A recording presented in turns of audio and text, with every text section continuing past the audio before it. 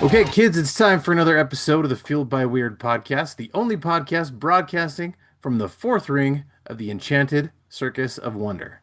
I'm Chris Daly, and today I'd like to welcome back CL Zeno to the show, and I want to welcome for the first time Jason Keith. Guys, what's going on tonight? Not much. Happy to be back. We did a podcast. I was constructing comics with Noah, and that was great. So I've been excited to hop on a pod with Jason again because we had such a good time last time. And obviously, I've been dying to come back ever since I was on the show Awesome. last. So happy to be back. Awesome. I'm glad to have you, man. And Jason, welcome for the first time. I'm excited to have you, man. Hey, thank you very much. That was a great intro. I like how you tossed in the fourth ring of the circus. Hey, every show I kind of like to adapt my intro just a little bit, and if I can work it in to kind of have a tie-in, I usually like to. So I thought that was kind of a good one. Nice. Well, Ringo approves. Sweet. Very awesome.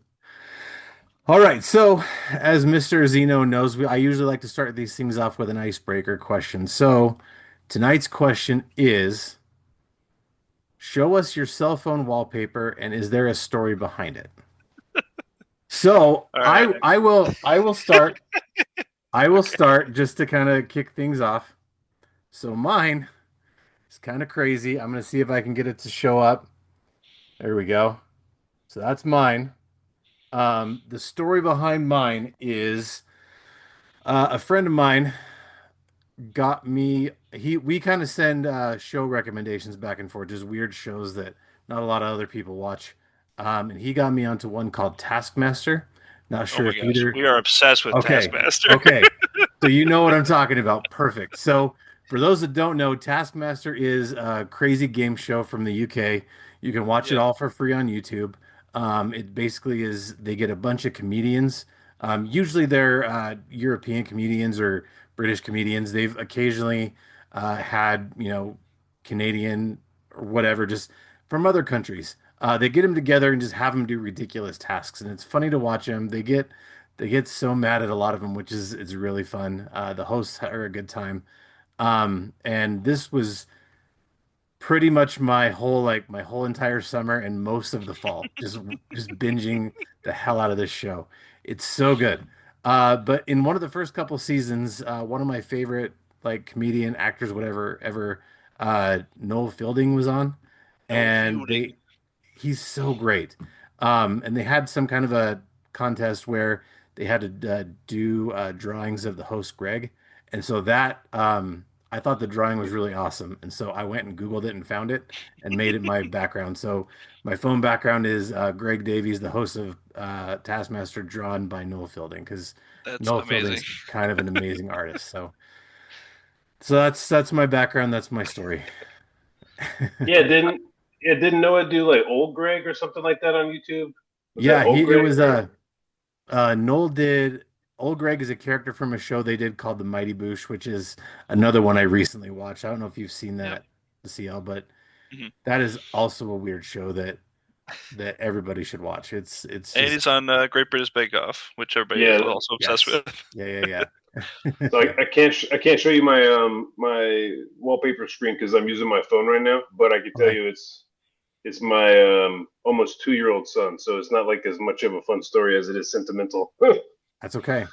Yeah, once you have kids, it's like for me that was like he's in like his super cute phase. So like every photo is amazing. So yeah, that's where I'm at. That's my lock screen. I get that. My lock screen is the same. It's my two girls and our dog. Nice. Just kind of hard to see because of the glare, but. I was having a bad day one day, and my oldest daughter took the picture of all three of them, and then like it said it is my phone background. So I've got a different lock screen from my phone background. So those are the two different ones. So I'm right there with you with having kids. Just that age is a fun age. Mine are way older, which is a way different fun age now, but very cool. What you got? What you got, Layden? Well, the lock screen is just the standard cover. Make it a little less bright, but the Enchanted Circus standard cover, Nice. just to like as I'm talking to people, be able to pull it up and show them. But then my background is my fiance with a stuffed Growlithe plush that we got in Japan. Nice. Very, very cool. Yeah, both practical and sentimental. There you go. There you go. Wow, I didn't realize you were marketing so hard. Yeah, it's just marketing is basically just what every indie creator does every day, right? It's I true. appreciate it. I'm gonna steal that idea, Yeah. especially when we're at shows. Yeah. Very cool. All right, so Jason, you're new here, so I want to kind of start off with you on this one. The idea behind Fueled by Weird is basically, all the things you're into, hobbies, interests, all that kind of stuff, kind of come together to make you who you are.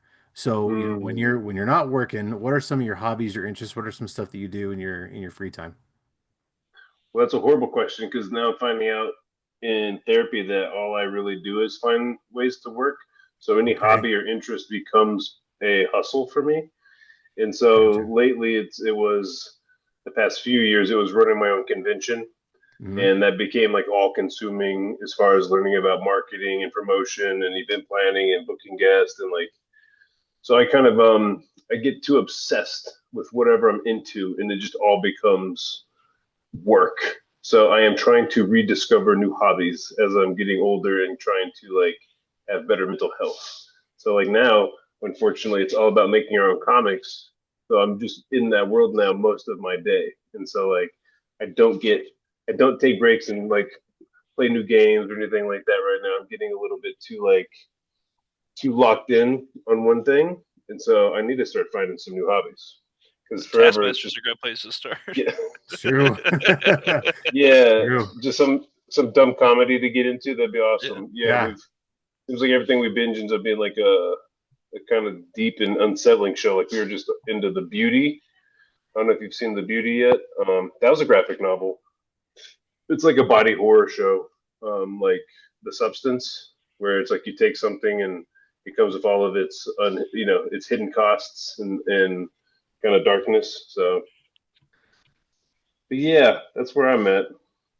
Nice. Yeah, I can totally relate to that because it's having a little bit of ADHD, you kind of just get locked in on stuff and that's kind of your whole world and everything. And, you kind of just live there and want to do everything you can to, hey, maybe I can monetize this a little bit. And you don't take the time to enjoy it like you should because not everything has to be monetized, but that's kind of, it's easier said than done for, I think, for a lot of people. Yeah, and I got lucky to break into comics young. And so really what it was my obsession in high school was comic art. And then before you knew it, I was working in comics. And then it's just like been everything I've done my entire adult life. So now I'm looking to teach high school art so I can have like a new chapter and kind of get out of my daily bubble of just like being surrounded by my own little dream world, Yeah. and start kind of tapping into some of all the experience and knowledge I've got over the past 20 years that I've been doing art full time. But yeah, no, the hustle thing is great because like we wanted to do a foil cover for Enchanted Circus #2. So then I was like, cool. Let me look into printers who could do foil covers, and then I went in and got like the mock up for issue 1 done in foil, and like we wanted trading cards, and before you know it, I'm looking up how to do trading cards, and just like there's always something new to do when you're like an indie creator now. So Yeah. like I can't stop it. Now we got the ash can for the next book, like a nice little zine quality for salvaged, and I can't stop it. It's like full on hustle mode. Nice. Jason's a machine. There you go. Now, kind of speaking of that hustle mindset, I wanted to talk a little bit about Cosplay World. Why don't we talk a little bit Hmm. about that real quick about, what that's all about? Yeah. So I had been doing a lot of Comic Cons and really saw firsthand the rise of cosplay and got to meet a bunch of really talented cosplayers while at shows as a guest. And so I would see them like dress up like characters I worked for at Marvel, Spider-Man, Punisher, Apocalypse, like some really impressive big builds. And then I Yeah. would get to talking to them, and I would find out that really they're just talented artists. And so I wanted to kind of put them in the spotlight in a new show. So I wanted to do a Comic Con that focused on cosplay. So we'd have like a lot more workshops and panels, a really big high level craftsmanship contest that would kind of like bring out some of the best makers. And so yeah, we've been doing that for 4 years. growing that in Richmond at the convention center. And we did a couple of side like mini cons. We did a Christmas themed one 2 years ago, and then last year we did Halloween in Chesapeake. And those were like super successful and fun. And it was kind of nice keeping it a little smaller and a little bit more low key. But it ended up just being inspiration for the comic. So we had a mascot that we created for for Cosplay World. Now my world's mashed up, but I was super inspired by The Greatest Showman while I was creating Cosplay World, and so I started cosplaying as P.T. Barnum, and I really started seeing this connection between Comic Cons and circuses, and how the cosplayers were making these like amazing spectacles, like the really big builds, and it ended up uh, teaching me a ton. It was like a big sacrifice of time, and financially was a big ask to try to go from being an artist to a showrunner slash business person. And Sure. my God, it was a huge hill to climb. And so now after 4 years, we're taking this year off to kind of refigure out like whether or not we want to be a 1 day show, a 2 day show, keeping it in Richmond or taking it to other little smaller venues and places like we did Chesapeake. So just kind of reevaluating, and in that time we're going to pursue doing the comics more in that little void, because I found it's really hard to do both last year, kickstarting a book and then running a convention while also doing like 2 shows a month as a guest. So like I'd be touring sometimes internationally, and I'd have to get back and I'd be like still thinking about booking guests, or I've got to figure out some programming for the show or like more graphics to make, and then the Kickstarter just got put off. So this year I'm just kind of flip flopping that, and we're going to focus more on comics and put Cosplay World just on the back burner for a second. Right on. Well, that's kind of a cool thing you're doing with the cosplay to kind of give cosplayers out there more of attention, which is really cool. It's something that's very exciting. Hopefully, kind of comes, toward my side of the states. My youngest daughter actually has recently kind of been bitten by the cosplay bug and has wanted to start kind of doing more of that kind of stuff. And she's 10 and a half. Um, so, she can't do anything you know, big and crazy yet, but she's starting Yeah, small, and it's kind of cool that she's getting into she's kind of like finding her own thing to get into, and it's pretty cool to see. yeah, it's a great creative outlet for most Oh, for people. sure. For Yeah. one of my favorite things was getting to know these cosplayers behind the scenes and kind of finding out what their day jobs are, Yeah. and that became kind of like my guilty pleasure was asking really talented cosplayers like, what do you do for a living? And it turns out most of them have really boring jobs. And so That tracks. cos- cosplay and Comic Cons just becomes like their huge outlet, and they just, it's the thing that gives them joy in life. So that part was definitely addicting to be surrounding myself in a world of, for one, creativity and imagination and a lot of theatrics. Um, but it really is like the fandom of it all. Like Yeah. people, for the most part, everybody at the Comic Con is in love with something, and for people to cosplay, they love something so much to dress up, Yeah. to represent that, and that is, again, I'm in therapy now. I'm realizing like doing conventions is this, big high, and then you come home and you have the con blues, and you go down because like all you're like, where'd all these people go? I was at a convention center, and in my case, I get to meet fans of my Marvel work, or in the case of Cosplay World, I'm like the one running the show, so everybody's coming to me, and then like come Monday, I'm just sitting at home in my home office again, and there's like silence, and it's just like ups and downs, and like Yeah. again taking this year off is another way of kind of like reducing that stress and anxiety that I put on myself by pursuing my dreams. So kind of like all or nothing. I tend to take on like big ideas in a when I don't have to. I'm learning to like chill out, slow down.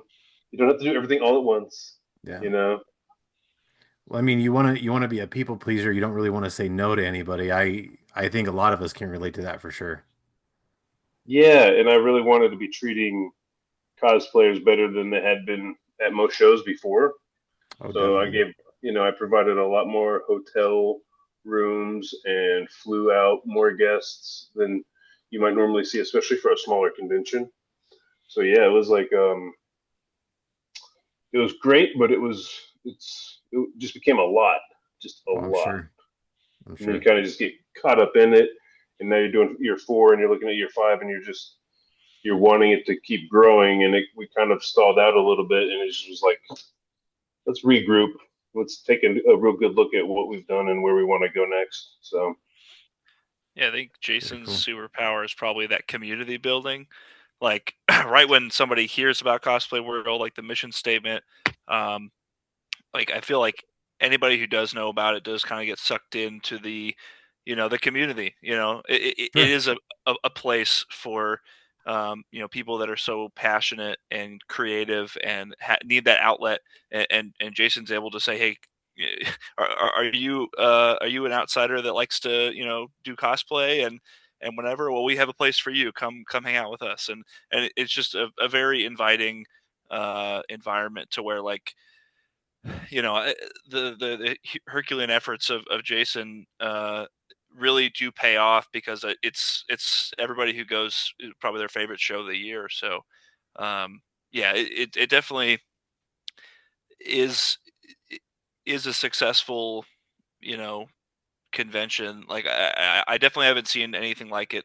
Like every convention, I think has like a cosplay contest, right? But like Yeah. that's not really like focusing on cosplay in more than just like kind of the standard way Yeah. to where Jason's like really providing the center stage for everybody who does like I think about it like this, right? Like we all go to conventions and we all know what a convention looks like because we know cosplayers are going to be there. If I go Yeah. to a convention, a Spider-Man's going to be there, um, a couple Overwatch characters, some horror guys. Like we all know that that's what a convention is, but like I guess from if you're running a convention, you don't really see it like that. You just like people can come here and do this, but from a managerial perspective, I'm here for the artists and the celebrities and artist alley, the vendors, the venue, but like they don't really engage with the cosplay audience at all. It just Right. happens there, Yeah. and I think it speaks to like this large desire for a place like that, right? Is that For sure. cosplayers will be at every convention, but Hmm. maybe they're looking for something a little bit more, and hopefully, Cosplay World provides that for everybody who does show up. So yeah, I had a great time. It really was a great convention, and I'm looking forward to just kind of see what the future of it holds. It's got a bright well, thank future. well, thank you. You're definitely a good PR person for me. I appreciate that.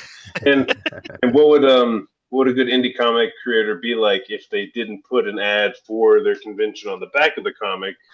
And so, what is Cosplay Yeah. World, even on the foil? But the great thing is, we've already had our main character Ringo there. He's been cosplayed a couple times already. So you see him And in the Jesterbot on the back, yeah. That's yeah, you got awesome. Jester Bot back there. Very So cool. yeah, it's ultimately it inspired the comics though. So like I was going down a road of running a convention. I wasn't thinking about making comics yet. I was really focused on this idea of like event planning and promotion. Um, but yeah, I was dressing up like P.T. Barnum, acting like I was the greatest showman. And after 2 years of that, I was like, we need a mascot. So I definitely knew we wanted a ringmaster.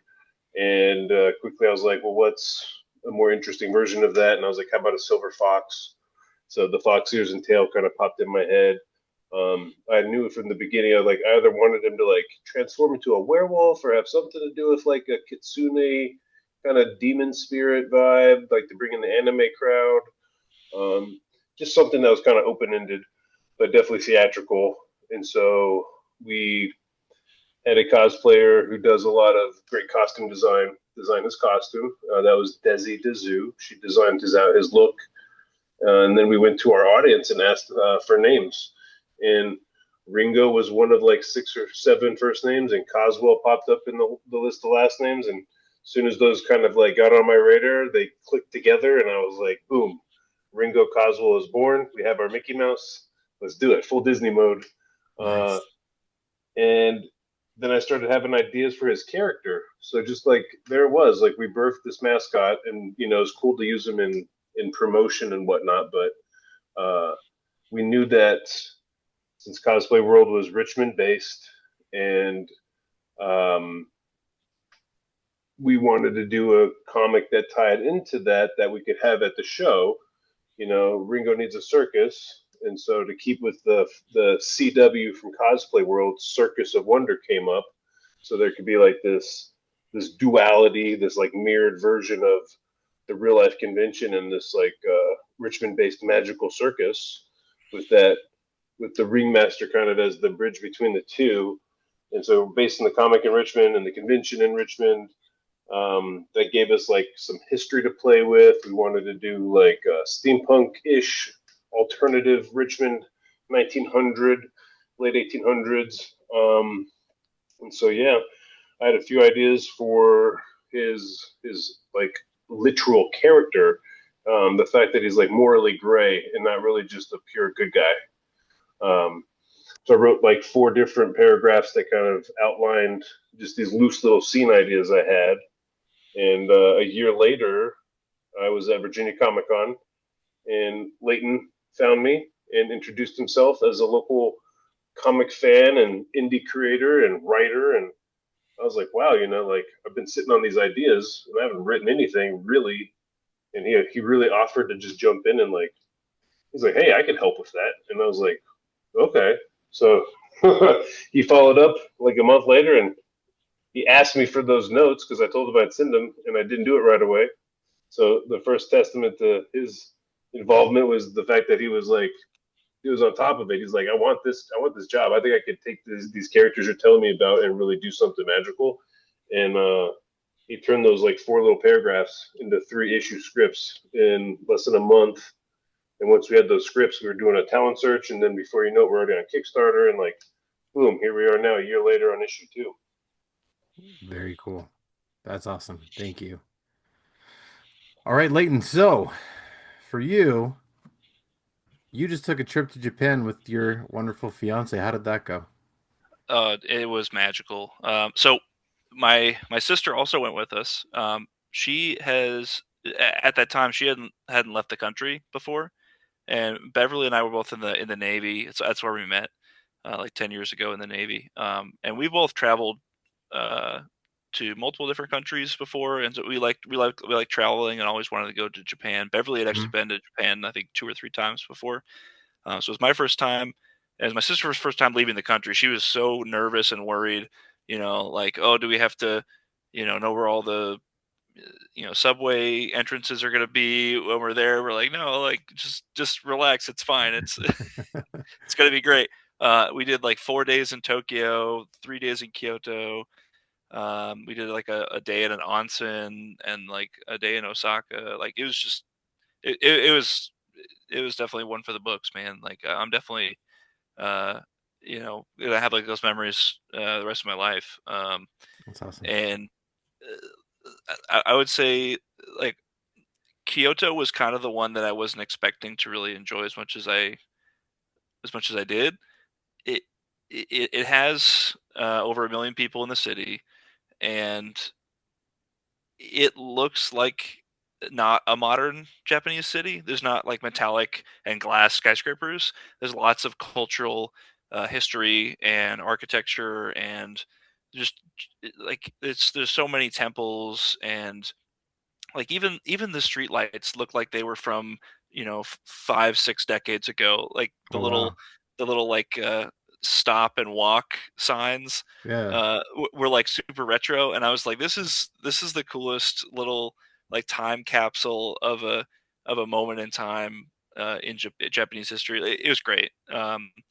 Yeah, one of our favorite things is taking the bullet train just in general. Being able to go to all three of those cities was not possible on a on a feasible budget or time schedule without the bullet train. So yeah, just 10 out of 10 would recommend. Everybody should Awesome. go. Yeah. Very cool. What's Also, what's oh no, go what's ahead. riding Sorry. that? Yeah, what's the riding that bullet train like? Do you feel it, or is it just No, No, it's just like an airplane, right? Like you know you're Mm, going extremely fast, and you can maybe feel like turbulence, but like this, but besides that, there's really nothing that you feel. It's crazy. just countryside going by you at over 100 miles an hour. Yeah, That's crazy. Sweet. yeah. Right on. So also, speaking of that, you've got a wedding coming up. How are wedding plans coming? Wedding plans are coming. We have everything except I think a photographer booked, which is great. Our venue canceled on us around like the holidays, so that Oh was really man. stressful. But our new venue, which was our backup plan, but also um, like my uncles got married there, so like it was always going to be near the top of our list. It's like an arcade bar. Oh, Um, nice. we, That's we, we had awesome. gone with like an arcade that wasn't a bar first, and Yeah. then they canceled on us, and we're like, all right, I guess we'll go to the arcade bar. But um, Nice. like so we're getting married on the beach, and then the reception will be at the arcade bar, and we're providing like transportation in between the two because they're pretty far away. um, but the wedding plans are great, and it's going to be really small, basically just family and a handful of friends, and then we're having a reception at our house in Virginia for some local friends, so they don't have to fly out to LA and everything like that. So yeah, Wow. it's going great. Beverly is my best friend, and I can't wait to marry her. I'm very excited. That's awesome, man. Congrats. That's great. Yep. Very cool. All right. So, now Jason, back to you. So, I want to take a trip in the Wayback Machine and find out what it was that originally inspired you to become an artist in the first place. Hmm. Hmm. An artist in general. Yeah, like what Um, was it? What was little Jason's inspiration to get into art? so I probably give credit to um, two things. One, my mom was pretty creative and she definitely supported the arts, even though she didn't do anything with it in her life. So she would have really good art books, like tabletop or like what do you call them? Like Coffee table books. yeah, coffee table books. So Okay. she would have like Yeah. Monet or Impressionism, a book on Impressionism or something that I could just flip through in like high school. Um, but the first time I really started looking at like the bigger world of like art being a thing that really interests me was like ninth grade biography project, and I ended up Okay. stumbling on Picasso and going down a Mhm. like an art history kind of deep dive, and that would have probably been like 1995 for me. So like you had to go through the library and find like Yeah. microfiche and film and like VHS tapes, and there was this really cool video of Picasso because he lived until like I think the 1980s. He lived like he was into like our time. Maybe it was the 70s or something, but I think he outlived Andy Warhol. Uh, but he was painting on glass. So you'd have the film camera shooting through the glass, but you can't see the glass. And he was taking white paint and he just drew the outline of a bull that looked like it was drawing in the air, painting in the air. And it just blew my mind to see his confidence in drawing something abstract like a bull in a simple single line. So, like today, I have a bullhead tattooed on myself that I did myself of a Picasso bullhead that goes back all the way to ninth grade, and that got me open to the big picture of art. But I was always a fan of the comics and the video games, and the first thing I really ever drew was The Simpsons. So I was Nice. watching the cartoons. I would record them on VHS, and I'd pause them on my TV, and I'd put a piece of paper up, and I would learn to trace like a Bart Simpson head, and that just was the first time I kind of made the connection of like being able to draw something that was something I was interested in, and then kind of like technique. Like I know I was tracing. That is one of the first things you kind of learn is like see where the shapes are, right? And so Yeah. even I must have been like 10 years old or something like that, maybe even a little bit younger. So that was like the first. Those are like the first two real moments where like art got on my radar, and the fact that my mom was super supportive, and so like even my comic book drawings that I was tracing from like Jim Lee or any of that kind of stuff. She would frame or like make me feel like it was like real art, and so definitely started when I was young, and then I saw also while in high school, it was kind of the beginning of digital coloring in comics, And so prior comics looked really kind of old and flat in a certain kind of way. And in the late '90s, when I was in high school, Photoshop started blowing up, and digital coloring became like airbrushy and rendery and special effects. You could do glows, and there was a Michael Turner book called Fathom.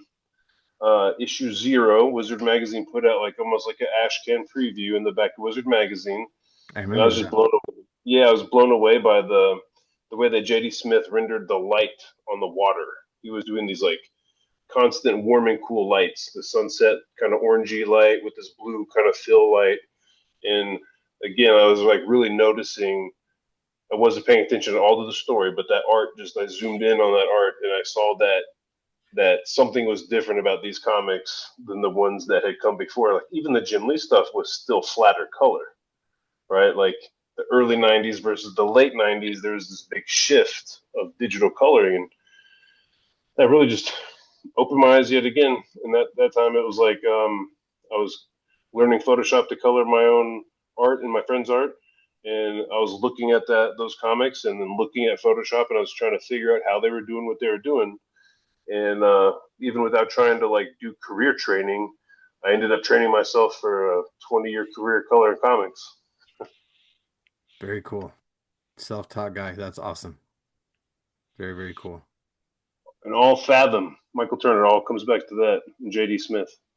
Yeah, it's the magic of Wizard magazine, man. Kids nowadays, they don't understand. I used to like my dad would used to bring him home and buy him, and as soon as he would make his way through it, he's like, "All right, it's your turn."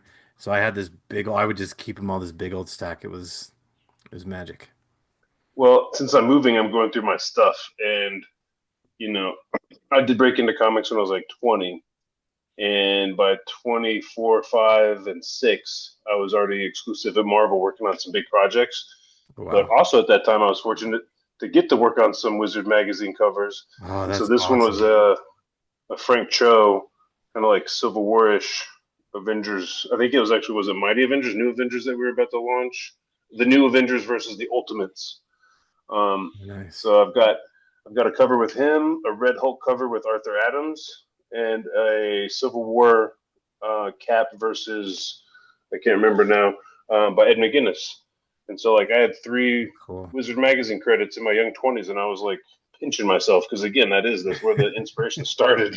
Yeah, that's awesome, man. Very cool. And the fan of me has to know if that was the first Frank Cho, Jason Keith Wolverine that you guys have done. It might have been, yeah, because the first thing we did together was Shaun of the She Devil. And so I think the New Wow. Avengers, yeah, I think that was probably the first time. And then the last thing I did with Frank was Savage Wolverine with Wolverine and Shauna in the book together, which was just Full like circle. perfect for him. Yeah. Yeah, Very that's like cool. 2005. It kind of blows my mind. That's like 21 years ago now. Yeah. Yeah, it's crazy. Crazy to think about, I'm still alive. right? All right, Mr. and Zeno. Oh, go Wizard ahead. Magazine's not around anymore. Yeah. That's crazy. Unfortunately. Yeah. All right, Mr. Zeno. So for you, you recently posted office redecoration pics, including your awesome Silver Surfer collection and Yeah. Your Kevin Smith slash Clerks collection. Why don't we talk a little bit about that? Like All right. how did you get into being obsessed with Silver Surfer? Yeah, that's kind of my comic origin story, honestly, is so like my dad was a single dad. He would buy the Marvel Essentials stuff. So it's like printed on newsprint, black and white, basically the cheapest way you could ever print comics. Yeah. And it's like 20 classic Marvel stories for $20. And so my dad was like, "Here, this will keep you occupied for a couple months. Take this, right?" Because I was just a voracious reader. Yeah. And so I mean, the I read the Silver Surfer, Avengers,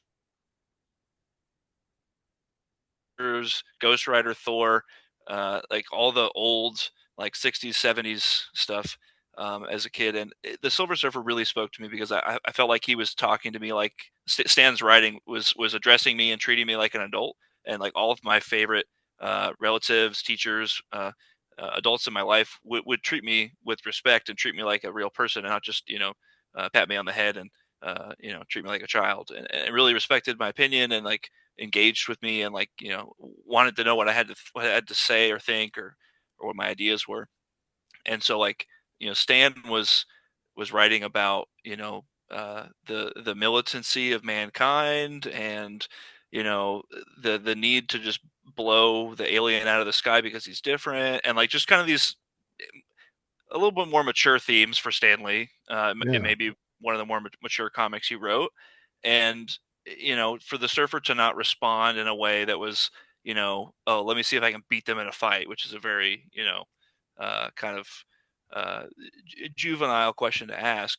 He would just run away, evade the encounter, and then just ponder humanity. Why are the Earth dwellers like this? And just be very Shakespearean about it and very dramatic. And I loved that. That was some of my favorite things I had read up until that point, and that was really what got me hooked on comics. Was the Silver Surfer John Buscema run, uh, numbers 1 through 18, and then Jack Kirby did the 18th one.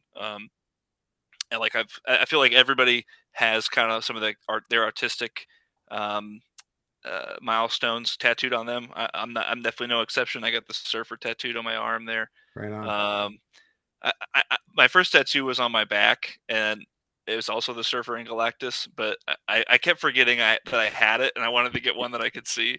So many years later, I got the arm one. But That's awesome. and then I think on my 18th birthday, I I was having a party in the evening, and some of my friends were working during the day, so I had the day to myself. So I just sat and watched Clerks for the first time, and it just kind of I connected with the filmmaker in a way that I think you really only do with a couple movies in your whole life. Yeah. Where just like some of my favorite comic writers, I really felt like I was able to communicate with them through the medium. Clerks definitely was that for me, and been kind of a lifelong Kevin Smith fan ever since. So Yeah, same. I know I used to, when I was in high school, I worked at one of the local movie theaters, one of the bigger ones. And a friend of mine, we went to see Jay and Silent Bob Strike Back, and that was my first intro to Kevin Smith. So I'm like, I don't understand what any of these inside jokes mean. So I was like, I don't but I want understand to any know. of Yeah, this. Yeah, and so my other yeah, friend was like, "Hey, we're gonna go to my friend's house. We're gonna watch Kevin Smith movies." I'm like, "Awesome!" So like we pretty much stayed up all night watching Kevin Smith movies, and this was junior senior year of high school. So we're talking 2001, 2002. We stayed up like all night watching them. There wasn't that many at the time. There's a few more now, but yeah. um, I was super hooked too. And we watched them kind of like back to back in order. And then I showed them to my dad. I'm like, "You're gonna love this because this is the kind of stuff that you're gonna dig." And so we kind of both started vibing on Kevin Smith. But he's just such an inspirational dude. I love him so much, and I always have to, if I get the chance, I always have to talk about the chance how I was able to have him on this show, which is still blows me away that that ever even Yeah. happened. So I got to kind of tell him like, "Hey, you mean like a ton to me. You helped me and my dad get a better connection." So yeah, thank you. And it was cool. It was an interview that almost never happened. It got rescheduled about 5 or 6 times, but it finally ended up happening. And it just like he popped in on his cell phone from his mom's house because he was like, "Oh yeah, I need to call this guy," and it was pretty incredible. So yeah, Yeah. big It, big Kevin Smith fan. and he's constantly beating the drum of supporting, independent creators. Yeah, Like I think at one point there was like a crowdfunding site. I don't think it was Kickstarter. I think it was like something for filmmakers. And he's like, yeah, that's not for me. Like I have access to tools and funds and studios. Like I don't need to do that, right? There are younger filmmakers that this is for, and he kind of understands that in a way yeah, that I think some some bigger makers that are using Kickstarter maybe don't understand. Um, that he really does respect the fact that crowdfunding is a tool that like makes something that like already is very accessible to everybody, like making films with your friends, making comics. um it makes it lowers the barrier to entry, right? Like it makes it for sure. commercially viable for people. Yeah. um so yeah, he's one of the most punk artists in that way that just never really left the indie community that he came from. So Yep. Yeah, It's because he's had Hollywood movies, but they're not viewed as inside Hollywood. He has big stars right, in them because they yeah, respect him, but they're like a joke to the industry in a way, right? Like yeah, I love that right. the more exposure he gets, he still keeps kind of like a pretty low budget vibe, Hmm. even though he can spend more.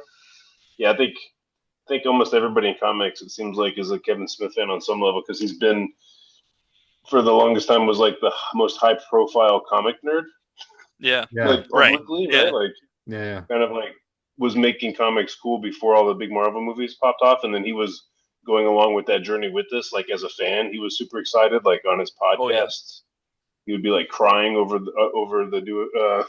Infinity War or something. He's like, my dreams are yeah, coming true. I yeah, get to yeah, see all yeah. my comics brought to life.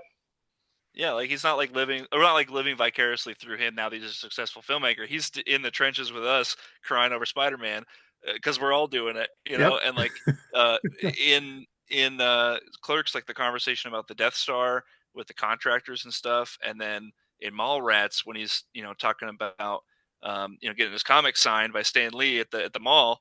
Like it's just it seemed like it was a more niche community back then yeah, in the late 90s, and now it's all very mainstream. The D&D movies, Stranger Things, Comic Cons, all the Marvel movies. So yeah, it's definitely the stigma is not as much as it was back then, but I think Kevin Smith has played a huge part of that, to be frank. Like you don't really get a whole bunch of Stan Lee cameos, I think, without maybe a Mallrats cameo. So it's true. Well, Yeah, like no movie has still ever talked about the process of comics, like showing a Comic Con and talking about yeah, inking and like inking. Yeah, it's still like the only movie that's ever come close to talking about that subject matter. yeah. it's true. Yeah, And plus, I was thinking of trying to pitch the idea of like a cosplay world movie to Kevin, like coming back to doing a movie about a Comic Con, but really focusing on the people behind the characters and kind of incorporating that because that seems to be like the next generation of his like Mallrats or Chasing Amy could be set yet Yeah, again in the more modern Comic Con that they've blown up so much. yeah, yeah. Or Have the other idea is like an Ocean's 11 style heist because all of the celebrities with their bags of like 50 grand in cash because they all want cash for their autographs and photo ops and it's like there's got to be like an Ocean's 11 Jay and Silent Bob heist film. that'd be great. that would be I so can dream. cool for sure. And I mean, of course, they kind of incorporated Kevin Smith's movies into the Marvel universe with the Captain Marvel movie where they Yep. showed Stanley on the bus or on the train on his way to his shooting his scene in Mallrats. So Yeah, that that was was kind of really a awesome. nice tribute. That was super awesome. Yeah. All right, guys. So, now I kind of want to talk about, the main event. I want to talk about the Enchanted Circus of Wonder, issue 1 and 2, The Quest for Knowledge. So, for those that aren't familiar with the Enchanted Circus of Wonder, why don't we take a minute here to talk about it and tell everyone what it's about? All right. You want me to take it, Jason? Yeah, I kind of gave a little, I take your questions and then ran with it and went like all the way down to the finish line. And I'm like, okay, No, maybe I you're could good, man. pause, take a breath, and let other people chime in. But yeah, I think I gave you a little bit on like how Ringo came about and my initial ideas. But once Leighton got involved on the story, like now he gets to help tell it because he brought so much to, you know, the details and what really ends up happening in this first story arc. He again gave me those 3 issues, and by the third, I went through them back to back, and then the third one, the surprise ending just blew my mind to the point where I was like, "What am I doing? Like, why would I let this guy touch my characters? Like, he's doing crazy things with them." And it was to his credit because I think he could have written kind of a basic story, but he wrote something with those 3 issues that captivated me, and so we're really excited for everybody else to get to that third issue. But yeah, so I'll let Layden kind of jump in on how he views it and what he brought to it. Yeah. the character write-ups were extremely in depth. So Jason did a lot of the heavy lifting for me by creating these like fully fledged characters. I mean, like he had like for Lagaria de Sombra, right? She has this whole backstory, um, and I couldn't help but like latch on to all of the meat that was there already in the notes. And so really for me, it was just like a big puzzle and like putting it all together. And uh, like writing, although I've been drawing my whole life, I think writing is kind of my discipline that I'm best at, just because it comes so quickly, and it's like I'm able to like write very prolifically. um and Enchanted Circus was such a great time to write. The first issue was really just like introducing the cast of characters, and with like a fun kind of like 90s, like, oh, you're probably wondering how we got here moment, uh and get to flashback. um and then issue 2 was a challenge because I knew where I wanted to go with the ending, and I wanted to know kind of what the there and back again quest is. And so issue 2, I think, is probably my favorite issue of the 3, because we ask a bunch of questions in issue 1, we answer some of them in issue 2, and then ask questions that you didn't even know you wanted to know in issue 2 that end on kind of a cliffhanger. And so I know that once fans get issue 2, they're really going to like it, number one, and then really number two, they're going to want to know what happens next. They're going to want to get their hands on the third issue. So I know Jason's already kind of got that one in the barrel, ready to go for later this year. So yeah, it's a 3-issue miniseries, and 2 is an extremely pivotal moment where you get to see. I think Ringo had like a ton of center stage time in issue 1, and you get to see some of his like cast of characters in the Circus of Wonder in issue 2 that get like a really fun time in the spotlight. Um, there's it's called the Quest for Knowledge because a there's a character that wants to know some things about Ringo. They have some questions about Ringo, and the only way for them to answer them is to go on a quest for Ringo. He's kind of the quest giver in this one, and also a mysterious figure. And I think the cover, the cover A, the standard cover, that's my background. It does a really good job of like capturing what Ringo is in issue 2, which is kind of this like uh, Jason described him as morally gray, but he's I think never really depicted in that light until issue 2. So I had a lot of fun blurring those lines and doing you're into wrestling, right? Yeah. Like kind of a couple like face heel turns going on Okay. with some of the characters, just kind of getting to play with those toys. You know, like there's something about a good villain that makes them relatable. In Draven, and then finding the humanity there was really fun, and making him like a likable villain, and then making Ringo this hero who's ultimately like flawed, and getting to play with both of those characters in this kind of like dichotomy. Yeah, it really was fun to let Jason let me play with his toys, and tell this big story with him. So That's awesome. Yeah, when I saw it, like I wanted to chat with you about issue 1, but schedule kind of just didn't work out the way yeah, I wanted it to. But just seeing yeah, the circus with the steampunk theme, and then of course we've got pirates too. Like that's like super up my yeah. alley. So I was super super stoked to finally get the chance to talk about this book. So Should we spoil? I mean, we should give some. I like the way you were talking about it, Layton, but I feel like we could give a little bit more concrete details. We got magical relics, we got powers, we got magic.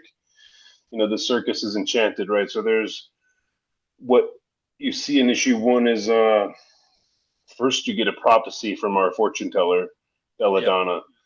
And so, on page 2, she says, because I have the comic here, um, she says, I see the flames curling like serpents around this very show tonight. I see the tent blackened and torn by the fire's cruel kiss. But the fire alone does not bring the end. No, there is a brilliant flash of light, and at its heart, you, Ringo Coswell. The stars are crystal clear. You shall die in a bright and blinding light. So we give you this crazy, ominous forecast on page 2 that leaves you wondering what the heck she's talking about. And Ringo quickly says something along the lines of like, "There'll be nobody dying tonight." And he says like, "That was the old me." And he looks to the side and he's looking at his little red sand hourglass and he's saying he's running out of time. The magic is fading. These acts aren't working, and he needs to figure something out quick. And so you kind of come into this circus for the night, and he's seeming kind of desperate. And he gets this horrible forecast that he's going to die at some point in a bright flash of light, and we just don't know what that means. And like, who starts a story off with forecasting somebody's death already? Like, what the heck? Yeah. But then Draven crashes the circus before you get too much into the performances. And Draven comes in giving you the second big question, saying like, "I've come back for what you've taken from me, Coswell." And you're also like, "Well, what the heck's going on with that?" And so you do get a lot of questions in issue 1, and then Ringo is going to flash back and tell you how he created the Circus of Wonder and found all of his performers. And so again, like you said, issue 1, you're kind of getting an introduction. In Ringo's morally great character, that one of the very first ideas I had was of him being a wrestling promoter. And professional wrestling starts in carnivals and circuses. Yeah. You'd have your promoter, and he'd have his champ, and he'd bring him through town, and he would take on all challengers, right? And that was like, it's kind of a gimmick, but back then nobody was really training to fight like that, and so like, Right. they would almost always win. Um, but in our issue 1, Ringo is gambling, and his guys are winning, and in comes in the Shadow Warrior, or La Guerra del Sombra, and she threatens to take all of his money by whipping the absolute, crap out of his 2 guys. And Ringo tries getting his money back, and he can't. So he goes a little shady, and he throws in a razor blade, and she gets cut, and she gets headlocked, and she loses her match. And that was all designed to show that Ringo is willing to do whatever it takes to win.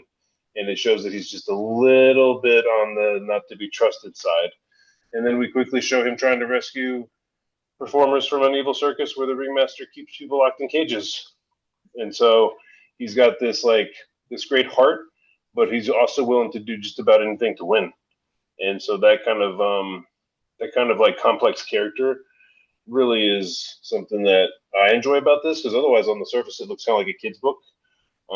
But it kind of has that deeper level of characterization that Leighton is helping bring to it as well. Yeah, like his we said this a couple times before. His Red Sand Hourglass um, is kind of uh, indicative of maybe his like magical power. He has some magical abilities, which you find out a little bit more in further issues. But um, uh, that comes with a price, right? And he's obviously putting all of his money into the cow sheep prediction markets for his his wrestling stuff. He's betting on the gamblers that he's running, or the wrestlers that he's running for.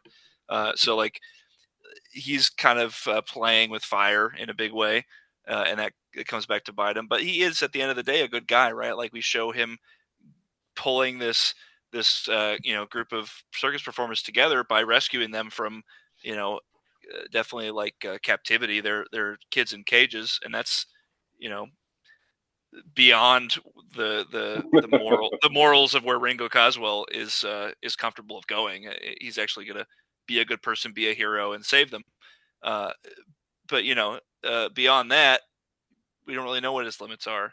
So yeah, it's been a real pleasure to write Ringo Coswell, and in many ways he represents kind of like the thesis of the book and the thesis of Cosplay World, the convention that he's the mascot for, of like putting on a big spectacle, putting on a great show, and promoting other people's creativity, right? Like he brings these great performers in, the trapeze artists, the fortune teller, and letting them kind of leave their mark on the show and on the performance, and supporting them as artists as well.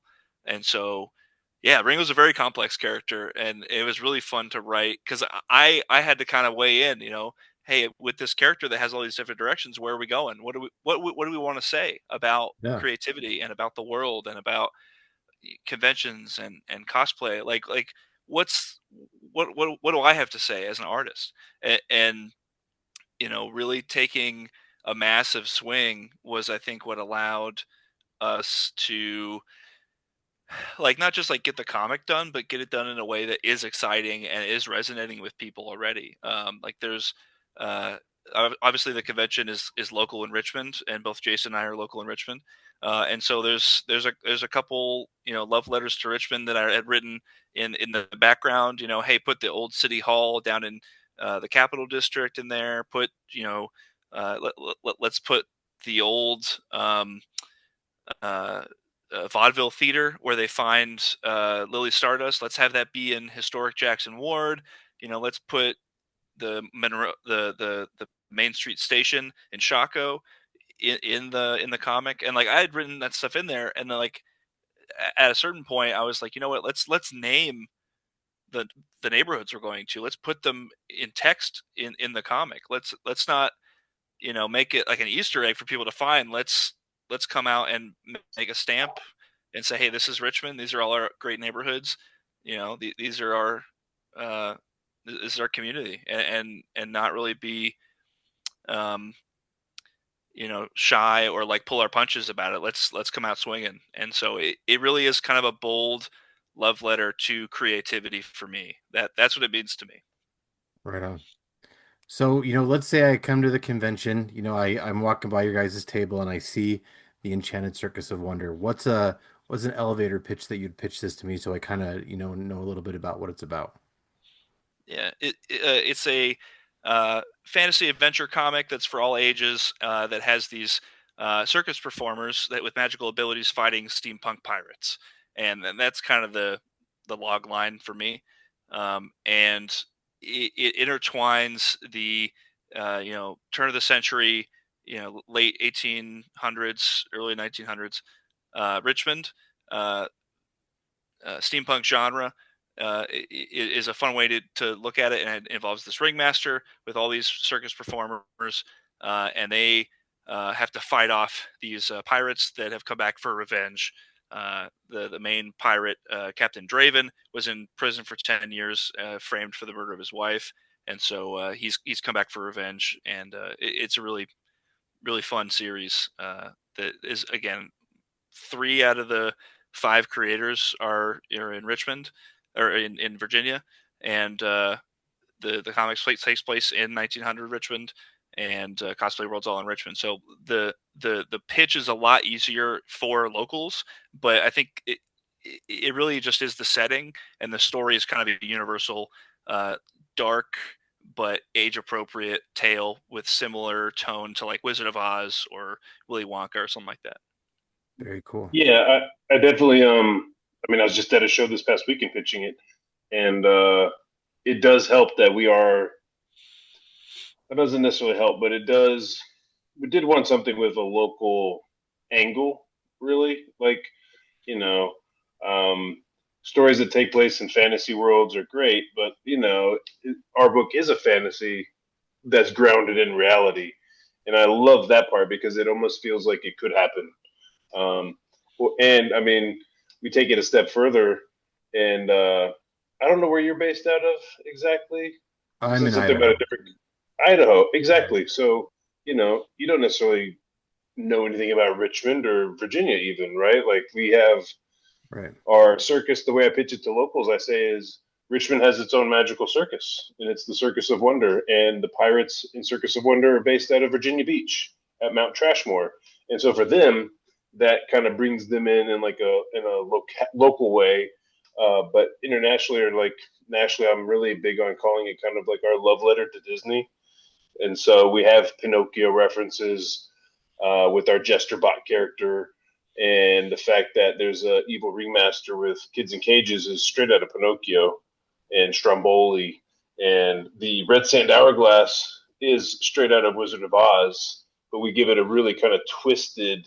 You're going to eventually, by the third issue, find out what the red sand actually is, and that is the darker side of our whole myth and metal press universe. And this hourglass becomes kind of a symbol that gets repeated throughout.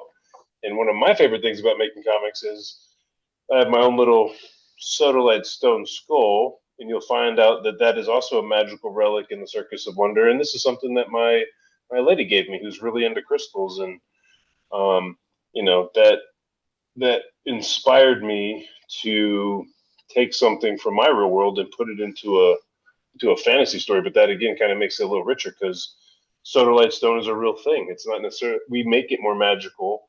And by issue 2, you start to find out a little bit more about this, and then by issue 3, you find out all the hidden secrets that we've been putting in there.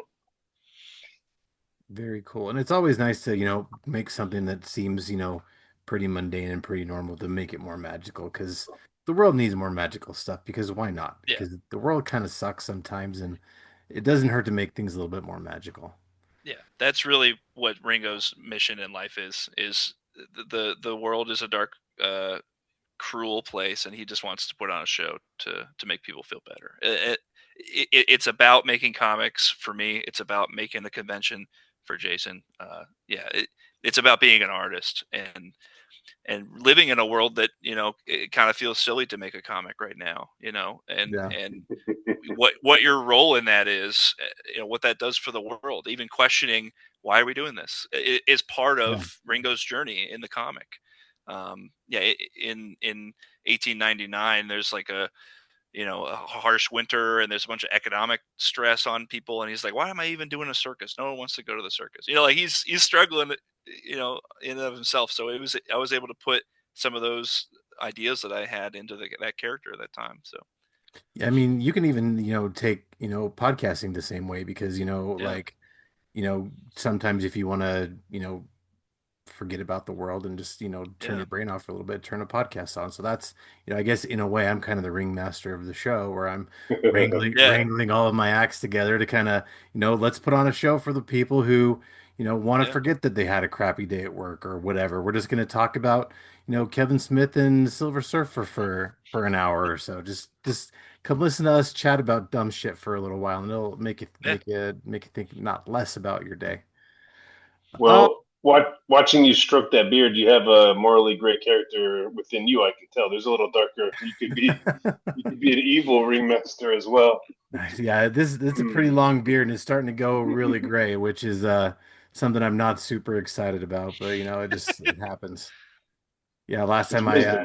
last time I got it trimmed, my daughter's like, "It looks really good. Why'd you have him put gray in it?" And I was like, "Thanks." Thanks. Yeah. Like that's that gray in there, that's from you and your sister and your mom. That's what that's from. Yes.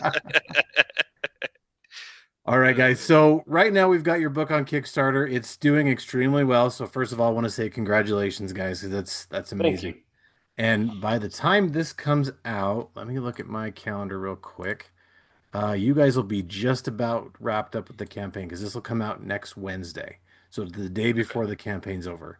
Actually, that becomes our last day pretty much. Yeah, because it ends Yeah, at 10 a.m. on Thursday. So yeah. Wednesday will be our final 24-hour push. So this will drop Wednesday morning at 6 a.m. Mountain, so 8 a.m. your guys' time. Okay. Um, Yeah. Perfect. and I'll have a short that gets edited and put out Monday at the exact same time. So that'll kind of help kickstart the final week. Um, no pun intended. So why don't we talk a little bit about the Kickstarter, what you guys have to offer? What are some of the bonuses, the benefits that have already been unlocked? Because we don't want to talk about stuff that hasn't been unlocked yet. Okay. Well, we're gonna do both because my job is to talk about the stuff that's not unlocked so that we can Okay. kind of get there. But what we do have Sometimes people already. don't want to talk about that stuff, and if you want to, that's Oh totally fine. no. So our first Kickstarter, I think we went a little light on our stretch goals because we Okay. were just surprised to surpass our goal to begin with. With an all ages circus comic on Kickstarter where it's really kind of an adult world. Not only all Uh, ages circus comic, you say circus comic where they fight steampunk pirates. That's kind of rad. that part, well, that's why we had to put the pirates in there.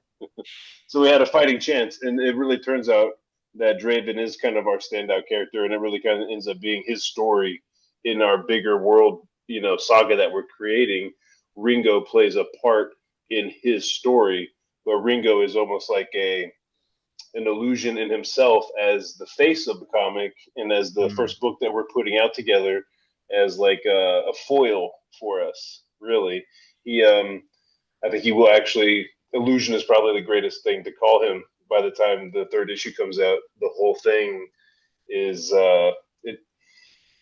it. I don't want to keep spoiling that, but I will say this. So for issue two's Kickstarter, we had a few original art tiers that were gone already. So I did do my first cover art this time around. So I did draw Jesterbot Very cool. and really got to go in. I really wanted to get in on those gears and the crazy, like the speaker box for a mouth and like camera lenses for eyes. And so this is going to be our first foil cover. And so I got the Circus of Wonder issue one foil so I could kind of see how that printing was going to look. So we're going to have a foil cover this time around. That one's doing really, really great. $20 to support that tier. And it's also included in the 4 cover bundles. So you can get all 4 of our covers, which has a cosplay variant, our main cover, a Nick Justice cover featuring our 2 magical characters, Belladonna and Lily Stardust. And so stretch goals are the first 2 are digital, and so that way we can reward our digital backers because a lot of times the stretch goals become all this cool physical stuff, and we have quite a few people who are only coming in with like $6 and $10 and back in digital only. So this time we wanted to make sure they got more freebies, and so the first one was pretty easy for us and my favorite kind of thing, which is behind the scenes content. So we got a backstage pass is what we're calling it, and it's going to be I think about 10 pages of unseen character designs, my original script notes, or my little 4-paragraph ideas and how they translated from idea to script to final comic. So everybody will get that extra PDF, and then Leighton is such a huge fan and supporter of indie comics and especially Kickstarter comics that he insisted that we really kind of do a indie collection bundle. So he put together 10 other indie creators issue ones, and we're giving those away in the big bundle. Nice. So everybody now who backs, even the digital backers, everybody's getting 10 extra digital comics along with ours. Very cool. And now we're at 4K, just over 4K, and that unleashes our salvaged #1 Ashcan. And so this is our next big book that spins out of Circus of Wonder. So, we are starting to cross promote it, but it does follow Captain Draven. And, when you see him in Circus of Wonder, he's like fully formed as a mighty pirate king with a sick mech suit. And so that would be like this kind of version of Draven, like imposing pirate king. Wow, that's so sick. And in Salvaged, he goes in as a condemned ringmaster prisoner. And Oh, so we're wow. going to take him from this version of Draven to this version in Over the the book course of 10 Salvaged. years. Yeah. Yeah, over the course of 10 years. And so that is a lot bigger in scale and epic. And so we want to start getting people excited. There's also a Minotaur in the book. So that's why the Minotaur's on the cover. So everybody's getting, all the physical backers are now going to get the limited edition Kickstarter only Ashcan. And then the things that we haven't unlocked that we want to are trading cards. So, Marvel Masterpieces were the first thing that got me really, even before that Fathom issue 0, when I was younger and being able to buy cards in a gas station, they were really the first comic art I saw were these Yeah. Marvel Masterpieces. And so just really great single illustrations, usually done by painters.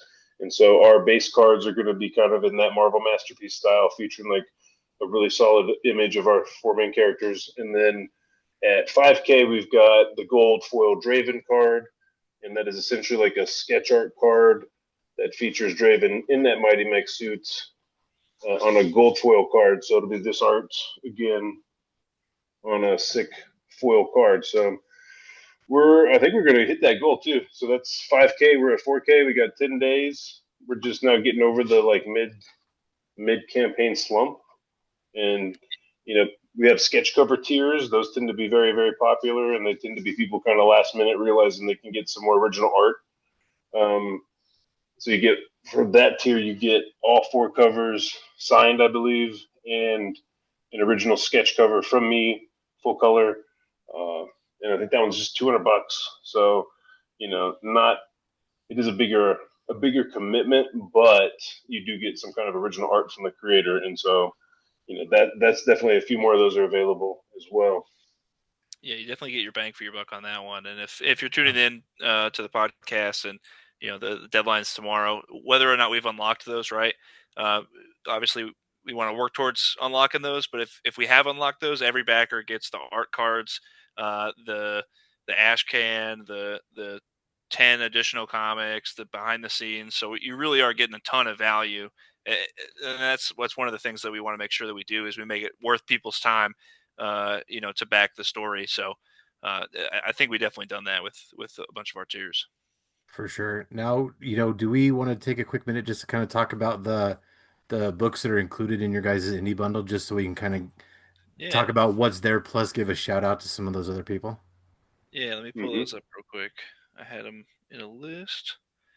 Yeah, what's nice is they're like several different genres, Yeah. and so well, we're coming in with like the Disney style adventure fantasy. A couple of these are like more horror comics, and Right on.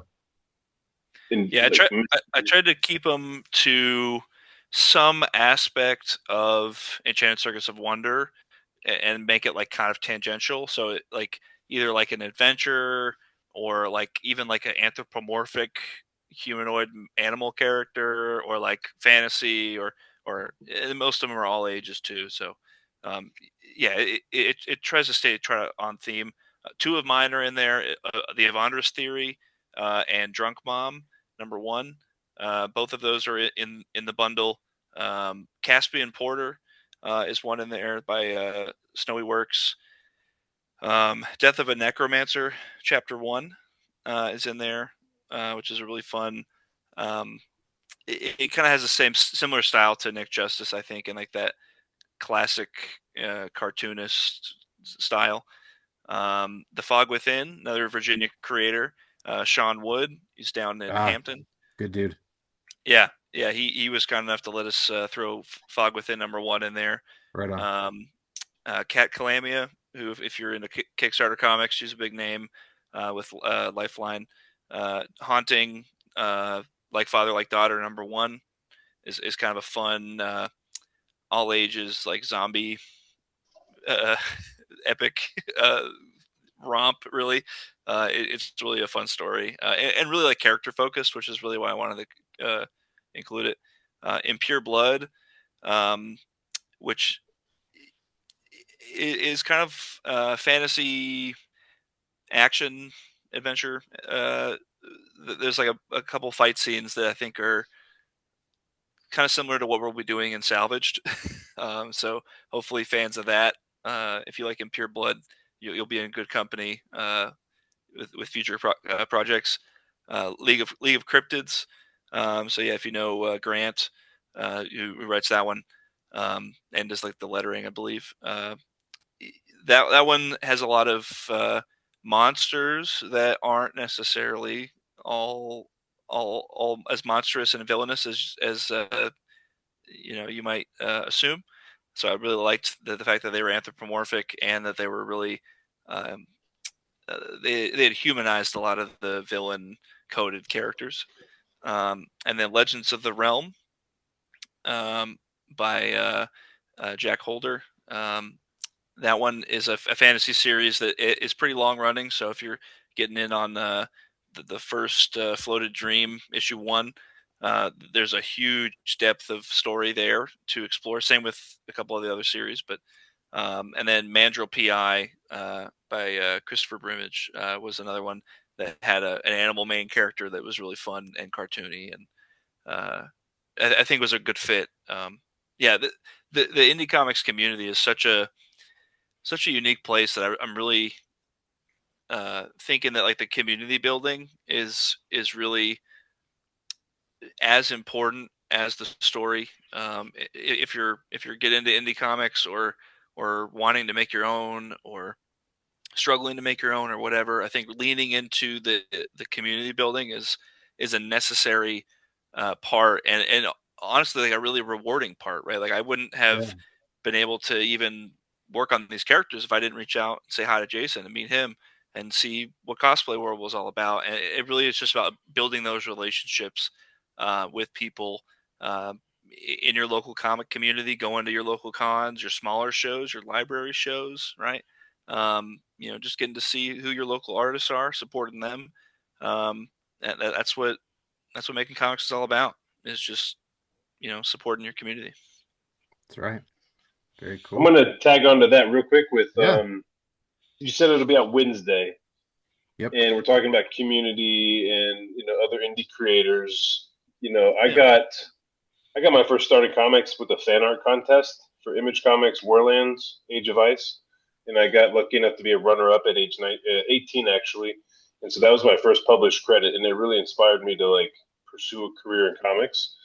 And so we have a fan art contest as part of our Kickstarter for issue 2, and we're going Nice. to probably end up extending our deadline a week or so after Okay. it wraps up because we're trying to do two things at once: run a Kickstarter and then a fan art contest. And while it seemed like a good idea, you can't possibly promote the fan art contest as much. But the idea was that we'd pick an amateur and a professional entry level and publish them both, publish the 4 runners up, and then those 2 winners would get like the Ringo collection, all 4 covers, a body paint palette, a pen, stickers, the whole thing.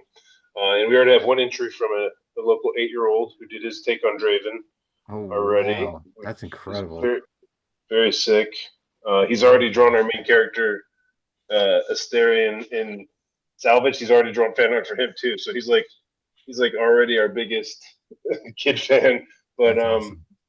yeah, I'd like to put that out there because probably when this Yeah. comes out, you can have like a whole nother week. So if people just discover us with your podcast and they're an amateur artist or even like an indie artist or a professional, take a shot at our characters. Go to mythandmetalpress.com, check out our Circus of Wonder cast, and you can pick either the pirates or the circus characters. We got a circus character named Blaze who's a fire breather. And he can like spit dragons out of the fire, so out of the flame comes the shape of a dragon. Super cool. So yeah, that's our way of kind of like giving back and giving more opportunities to other artists. Is like how awesome would it be to have somebody like myself who ended up making a 20-year career in comics? We could discover them in the back pages of Circus of Wonder. Like this 8-year-old might be the next Todd McFarlane or something. Yeah, for sure.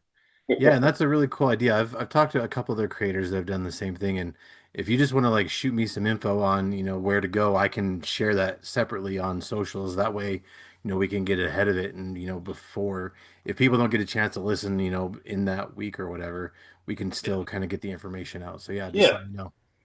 sweet. We'll do that. Yeah, thank you for that. Absolutely.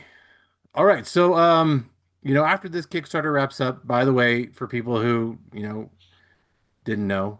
It'll wrap up on the 26th, which is the day after this comes out. And we'll definitely make sure to, not we, it's just me. I will make sure to share out links and all sorts of information about the Kickstarter so you guys can check it out because steampunk and pirates and the circus, it's like almost the perfect script for a book that, little kid Chris or even big little kid Chris is going to be super into. So you guys should definitely check this book out because it's going to be amazing. And even before we talked, Leighton was telling me you're going to be so psyched out by the end of issue 3, and so I'm like, I've got to know what happens now. So I need to know. So everyone needs to know. So we need to get this out there. And Um, if for those who are interested, so yes, the campaign will end the day after this episode comes out. Enchanted Circus 3, the tentative date that we're launching that on Kickstarter is May 4th. And then Salvaged, the prequel with Draven, is tentatively September 21st. So big releases from Myth and Metal Press coming out this year. nice. That's just a few days before my birthday. That's super super sick. And on that book, we're going to be pulling out all the stops. So we've kind of used some like more local variant cover artists for Circus of Wonder to kind of keep that local vibe, and to give opportunities to people in the area. But I've had my 20 years in comics and 15 at Marvel.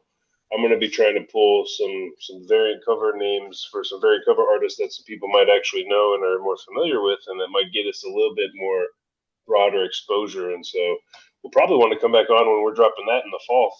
Hell And yeah, dude. I'd start love to. talking. That'll Yeah, and then be once Circus of Wonder 3 is out and everybody knows what kind of crazy storytelling we're capable of and what myth and metal press means, because Circus of Wonder is going to end up being like the third chapter of our first myth and metal saga. And that arc is really going to be heavy on Draven and the pirate side, but also kind of finding out about our Devil Fool character, who is the one who passes on this red sand hourglass and ends up being kind of our chaotic dark magic that kind of runs through all of it. That chapter will be called Dark Genesis, and it will precede Salvaged, which then precedes Circus of Wonder. So we're going to drop them kind of in reverse order, and then when you read it all in an omnibus, it will all really make sense. But they each kind of stand alone as well, and so that part for me is super satisfying and kind of been like what I've been doing without having any hobbies for the past 4 months is just going down this like super deep rabbit hole of how can I create, my big saga. Whereas like the whole time I was at Marvel, we did a bunch of these huge crossover events like Civil War, and I didn't get privileged enough at the time. I was just coloring it. I didn't understand the whole like big powwow meetings with the writers and how they have to like figure out how everything ties in together. But doing it in our own book, it's also super satisfying because I get to do like the idea of like, again, weaving a story that involves this one relic through hundreds of years of time of history in the big scheme of this story, and then how it comes in recently. Super awesome, super satisfying. Hopefully it's going to be rewarding too. It's just like the next 2 to 3 years worth of our Kickstarters yeah. pre-planned out. But the Circus of Wonder will kind of end up being like that final chapter. So without really knowing it, when you get that third issue, that is the end of the whole thing. And now we're going to just keep going back further in time to really kind of show you how we got to that point. That's And awesome. forward in time too, right? With sequels as And, well. and then the future of Circus of Wonder. Yep. So it's a 3 issue limit. I guess you call that super limited miniseries. Yeah. To kind of give you like a little quick introduction to our characters and our world. And then Salvaged will be 6 issues, and our first time really going more in depth. But we're not going to forget Circus of Wonder. We're just kind of like thinking in terms of what this first big arc is, and then Circus of Wonder is probably going to have kind of like hopefully an ongoing future and kind of like become its own Mystery Incorporated circus traveling, relic finding, monster of the week type series that we can do a lot of fun stuff with, especially tying into like history.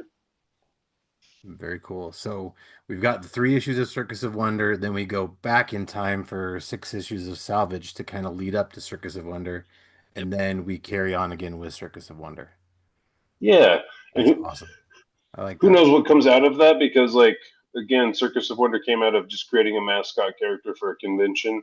Yeah. So part of the whole fun of creativity is not necessarily knowing all of the things that are going to come along in the way and kind of change those Yeah. plans. Yeah. Like, we work with artists on these projects, and they bring up their own ideas when it comes time to do the art, and it just kind of keeps making it richer and richer. But in doing so, for example, I guess we're probably trying to wrap this up, but Well, you're good. we did a talent search to find our artist on Circus of Wonder, and we ended up with like 4 finalists, but only one person could get the job. And one of those other artists was Joey Mason, and he was so impressive that I was like, I want to work with you on something. So we actually then created a 4-page backup story in Circus of Wonder. Every issue has a 4-page backup story that starts telling you Draven's perspective. And so the third artist out of those 4 that we found now is the artist on Salvage. And so like each one of them kind of inspired a new project based on the kind of artwork they were doing and the fact that they really wanted to be involved. So yeah, the future seems like pretty well planned out, but I'm sure there's going to be a whole bunch of like little side quests, and hopefully it just keeps inspiring more, because like for me, this is the beginning of me doing indie comics after being at Marvel for so long, and that's nice because I kind of got burnt out there for a while, and so kind of doing our own thing is really got me kind of like back into that like 15, 16-year-old self who was just obsessed with learning how to color comics because I was loving the artwork I was seeing and wanted to just do my version of that. And so now here we are making comics, doing foil covers now. I'm so jacked. I got my own hollow foil cover. Awesome. Yeah, So it's Jason wrote this script for Salvage issue 1, so he'll have his first writing credit. He did the full cover art with pencils, inks, colors for the foil Jester Bot cover for issue 2. So he's doing a lot of career firsts now that he's doing indie, which is really really cool.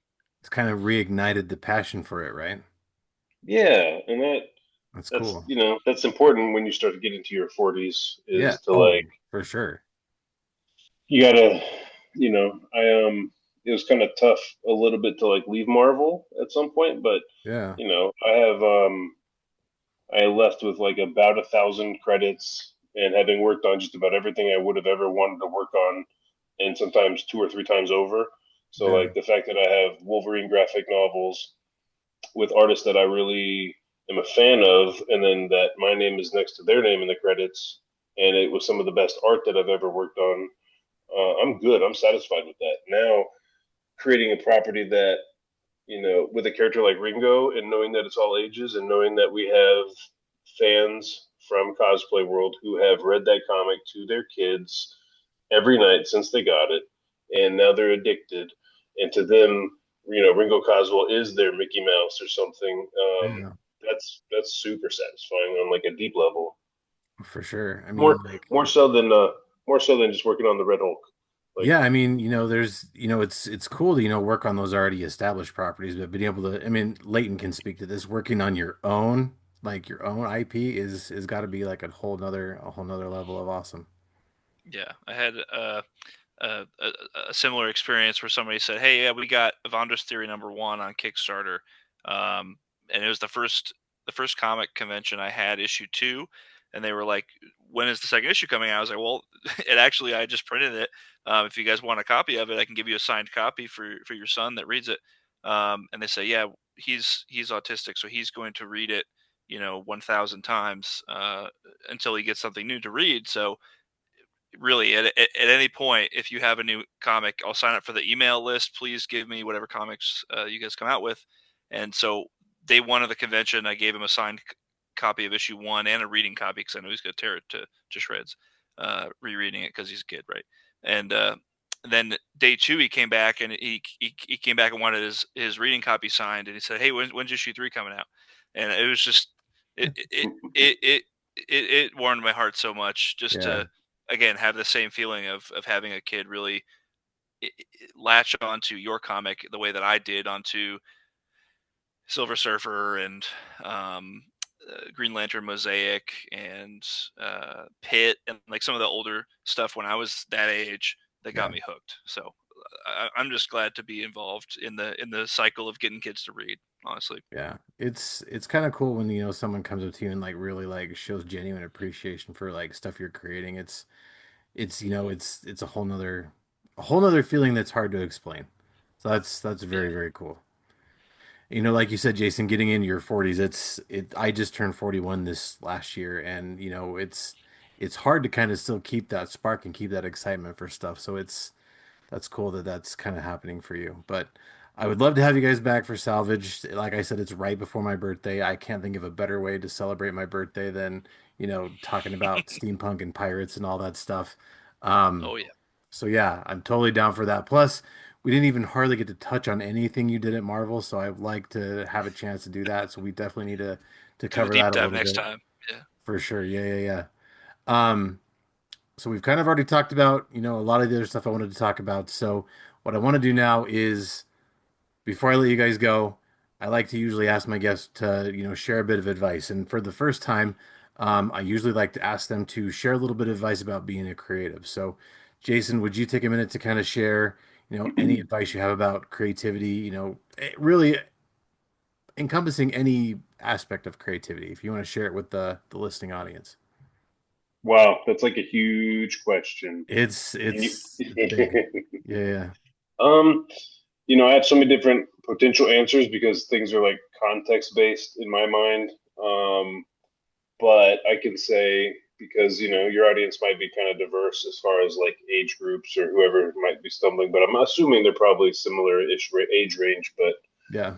even now that I'm in my 40s, the idea of like pursuing your dreams is something that I think people have ideas of things they might want to do that's creative, or they're 40 and they've been plumbing for 20 years and they're like, man, I used to draw every day in high school and then I just stopped. And now they're like, geez, I really wish I would have been like Jason and just kind of like did it my whole life. And, I was a color artist for Marvel, but now I have drawn my own comic book cover 20 years later. Like I didn't stop the idea of still pursuing a dream, even though I had achieved a different dream. So now a new dream for me is like if I'm now being able to write my own stories, I too would like to draw my own stories at least once. And to me, that's a new goal, a new dream that seems as fresh as day one and seems also very unattainable because I spent 20 years coloring other people's art. So for me, you know, for all creatives, you should have something you're shooting for, something new and challenging that you haven't done. And it really doesn't matter if you're 40 or if you're 20 or if you're 12, that if it's something you can be passionate about, and that's like the one thing you can't teach anybody is like, it hurts me to see people who, it doesn't really hurt me because they make up a big part of the audience. But people who don't have something that they can dream about or pursue creatively, that's I assume that must be so empty, and I think that they must really consume a lot of other people's content to kind of like enjoy life. But as Yeah. a creator, like I couldn't understand a life where I wasn't doing something, and so I've had several different chapters now in my life. Like we didn't talk about it, but after I worked on the first Red Hulk, I was like 24 or 5 years old. I moved up to Richmond to go back to art school and study fine art.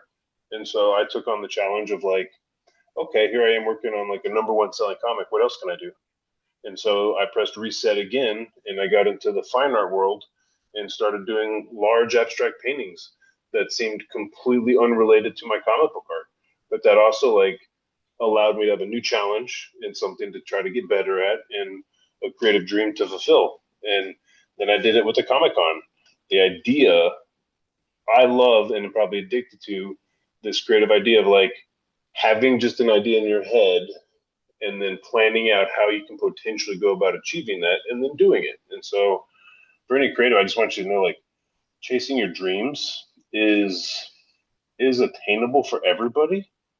I think it's just you have to do it. So like be a dreamer, but also be a doer and get it done. But also like find something that you like. I think people stop short of actually pursuing it. They think of it as something that's just way too lofty or unattainable until they meet somebody at like a Comic Con and they realize, oh my God, like the only difference is actually believing in it and doing it. And so, yeah, just go for it.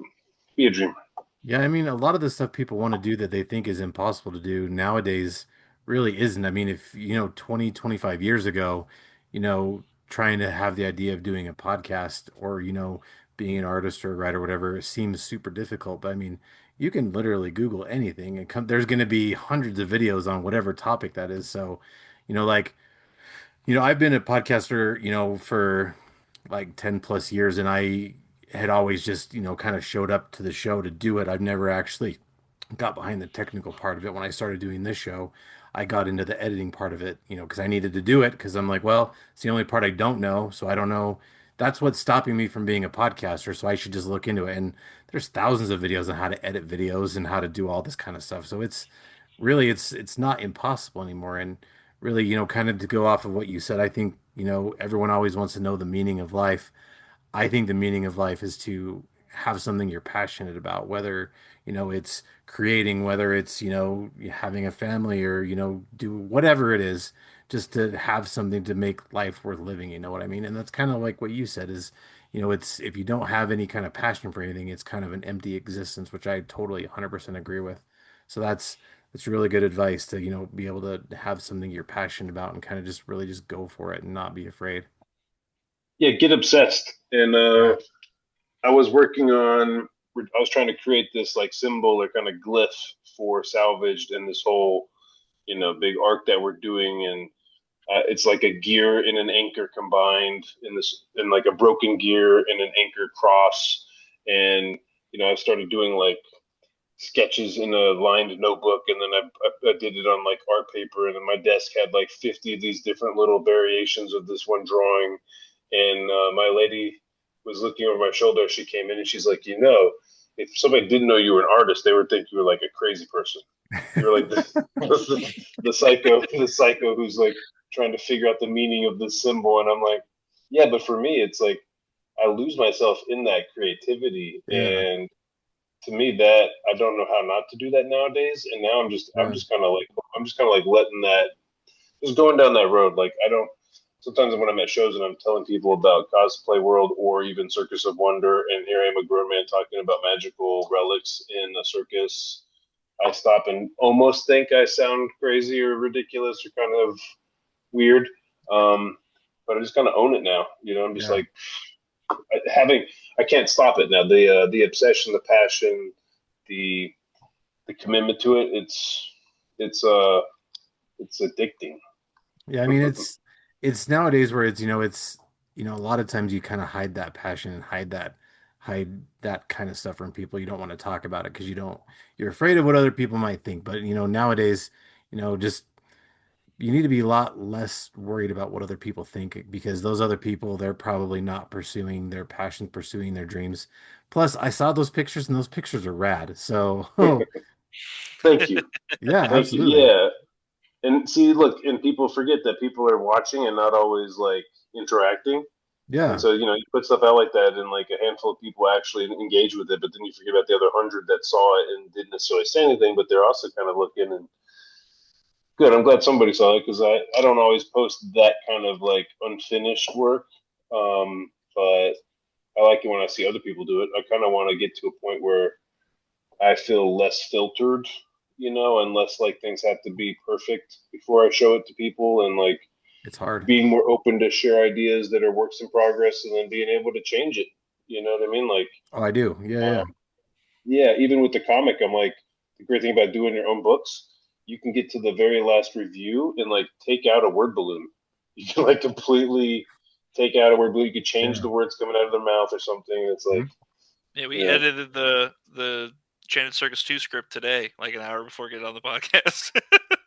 yes, you have to make Yeah, sure everything, the yeah. continuity matters. It's true. So All right, Leighton, for you, I want you to be able to like let's have you share a bit of advice for running a Kickstarter, for the people out there who maybe have never run their own Kickstarter before or people who, have run a bunch of Kickstarters before. Maybe there's a bit of advice that you've learned that maybe they haven't learned yet. yeah, so I think similarly to the previous question as well is like um, eh, Kickstarter has never been more accessible than it is now. Like creating comics, creating films, whatever your that passion is, right? Pursuing it is is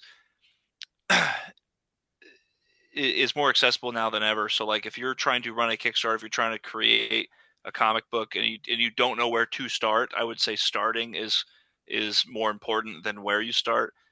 You will kind Sure. of run into problems along the way, and that really is like leaning into the indie comics community is a good way to like, hey, don't know what the dimensions are for files that could be uploaded to the Kickstarter story. Okay, well here's a Reddit about that, right? Like just small problems that you may run into are pretty insignificant when you have an army of people who have done it before cheering Yeah. you on and beating that drum of trying to get people to be their authentic selves, pursue their passions, pursue their dreams, be creative, and just pull the trigger on their creative project. And so like leaning into your community is a huge recommendation. But I'd say with Kickstarter specific advice, um, I love personally Kickstarter as a platform for comedy is a really fun uh, way to think about it for me. Like there's a way to do your presentation that is like very polished. How do I make this look professional? How do I make it stand out? And then there really is the other side of that of like, how do I make people know how weird I am and how silly and fun and whimsical, uh, you know, my sense of humor is, or you know, my characters, my comic is. And like I would encourage people to kind of lean into that. Like there are a couple of projects, like there's a board game project that like is absolutely unhinged. It's like a devil themed board game, and like the video is just bonkers and silly. And like that comes through when you put it out there. If people don't see your face and they don't hear you talk, I mean, even this can be as easily as putting yourself in the video, right?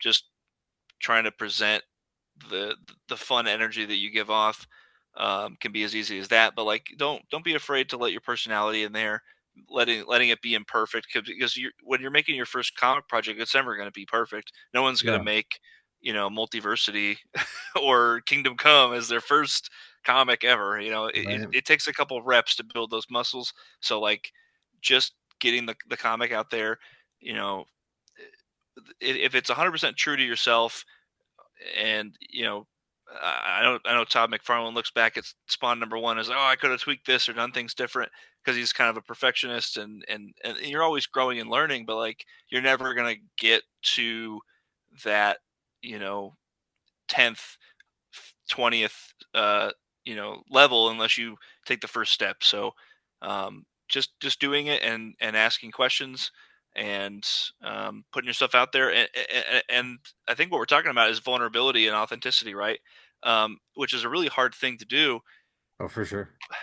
But I think platforms like social media, or even like crowdfunding platforms, reward that authenticity and that vulnerability. People don't know who you are unless you let them in, and so it can be vulnerable.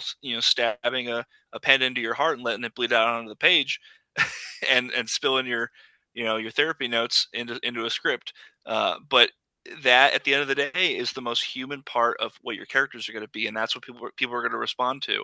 And that, like, therapeutic exercise is a really important part of connecting to your audience, right? In the same way that I connected with Stanley about his moral panic about war in the 60s, probably during the Vietnam War era. I connected with that at a young age. And so, like, if he didn't search inside himself and say, who am I?